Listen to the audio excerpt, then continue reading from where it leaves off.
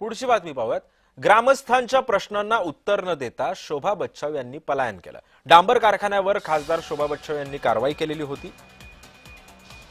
Hot mix प्लांटमुळे प्रदूषणाच्या तक्रारी आल्यानं बच्छाव यांनी दावा केलेला होता।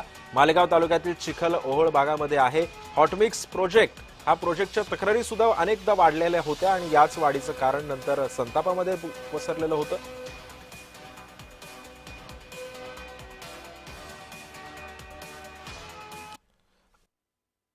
गेल्या अनेक दिवसांपासून लोकांच्या तक्रारी होत्या की या प्लांटमुळे एअर पोल्युशन हे मोठ्या प्रमाणामध्ये वाढलेलं आहे आणि सदरचा प्लांट हा बंद करण्यात यावा।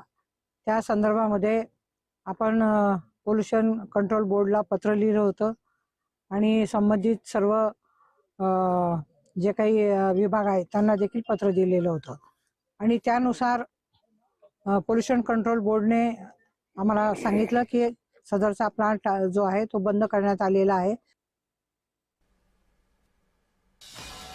त्यामुळे डांबर कारखान्यावरती ग्रामस्थांच्या प्रश्नांना उत्तर न देता शोभा बच्छाव यांनी पळ काढला।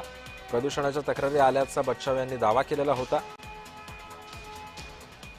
हॉटमिक्स प्लांटमुळे प्रदूषणाच्या तक्रारी आल्याचा बच्छाव यांनी दावा केला।